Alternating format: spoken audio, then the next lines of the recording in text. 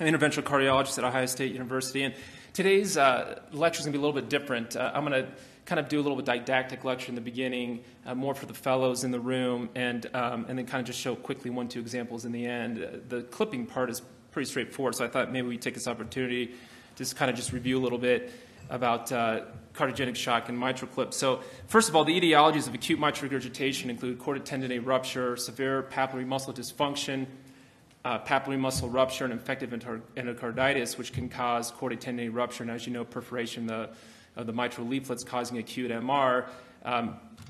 The first three on this list we'll talk about because there's been cases described where the MitraClip has been successful.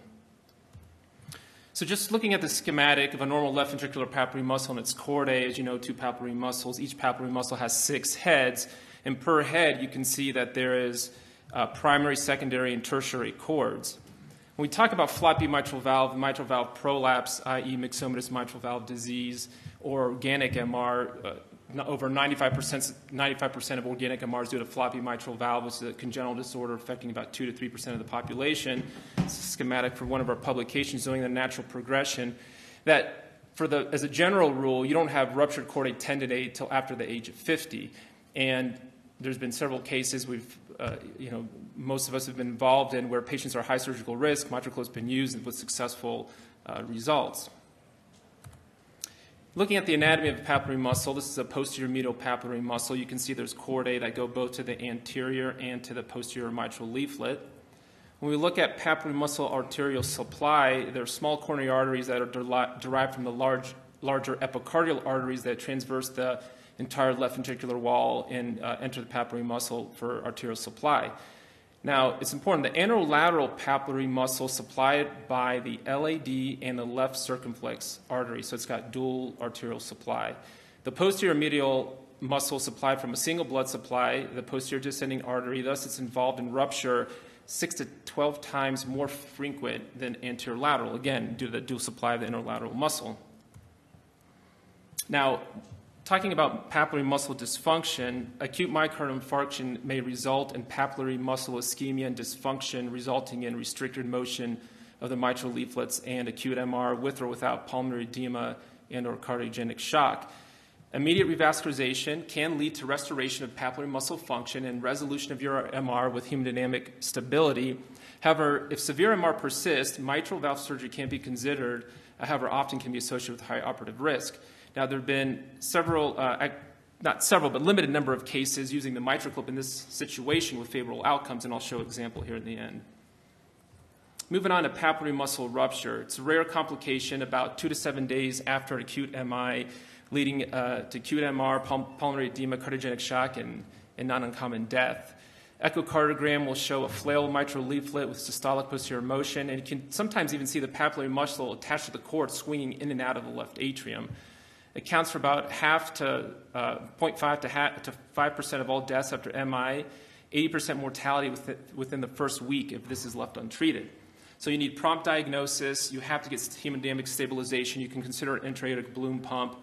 And historically, surgery was the therapy of choice with mitral valve replacement or repair plus CABG. And again, clip has been used in the situation and limited cases have been reported, and I'll show an example in the end. Just for the fellows, just to be aware that if you have a patient with acute MI and after post-revascularization or even after their MI, if you have clinical deterioration and you hear systolic ejection murmur, you have to not only think of papillary muscle rupture but VSD, so keep that in mind.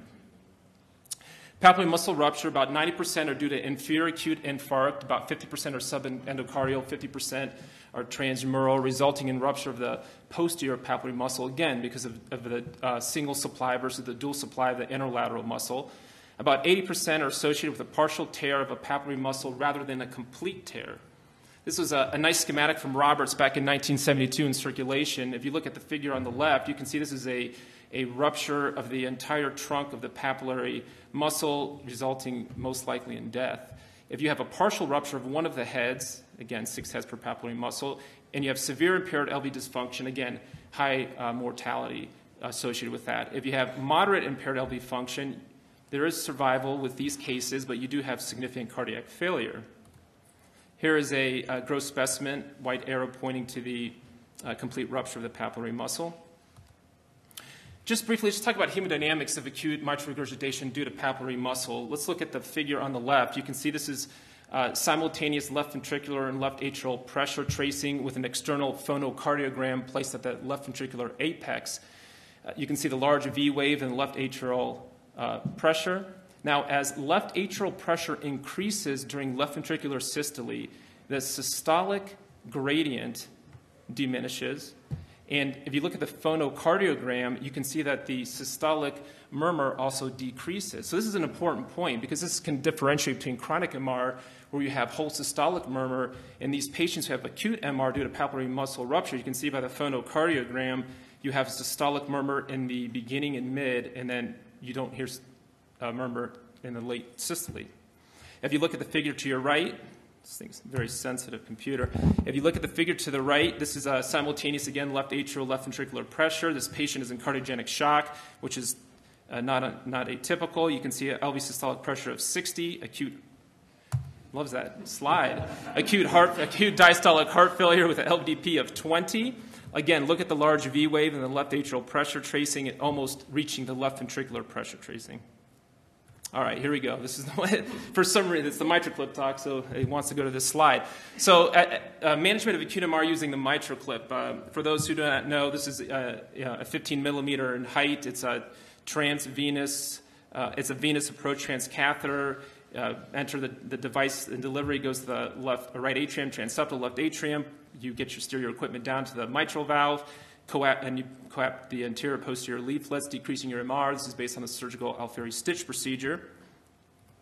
This is just a clip with the arms open in the left ventricle. Now, let's just show you quickly 2 cases. This was a 65-year-old female who presented with acute myocardial infarction with ST elevation and 2-3 NAVF, resulting in papillary muscle dysfunction, acute MR, and cardiogenic shock. If you look at the diagnostic coronary angio on the top left, you can see red arrows pointing to complete occlusion of the circumflex artery. You can see there's also a high-grade stenosis in the right coronary artery. This patient underwent successful PCI with stenting of the left circumflex and the RCA.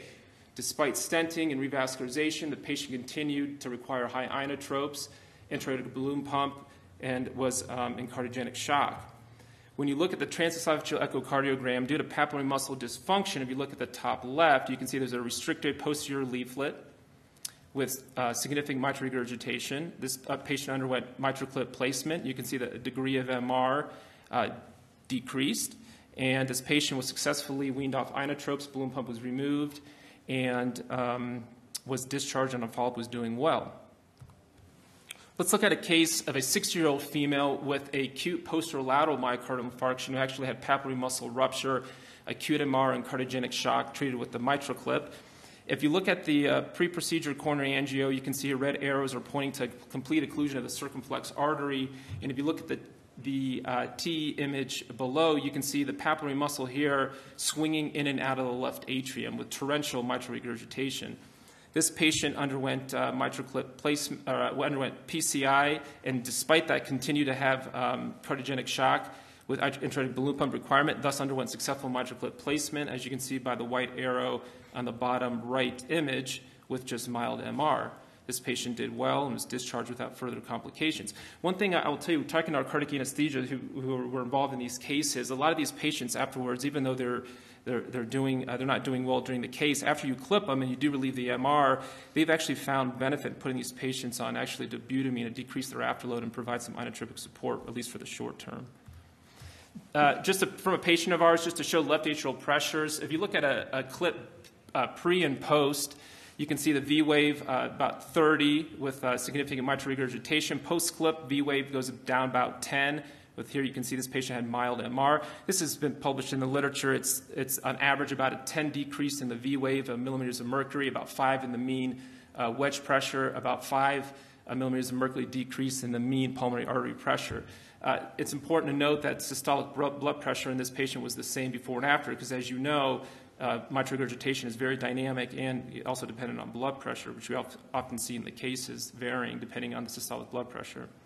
So in summary, acute mitral regurgitation with cardiogenic shock can result from choroid tendinate rupture, papillary muscle dysfunction, or rupture or infective endocarditis.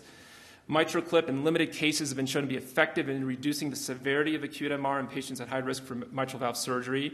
This method may be the procedure of choice in patients with acute MR and heart failure in the near future. MitraClip is FDA approved currently for use in patients with organic MR who are high surgical candidates. Thank you.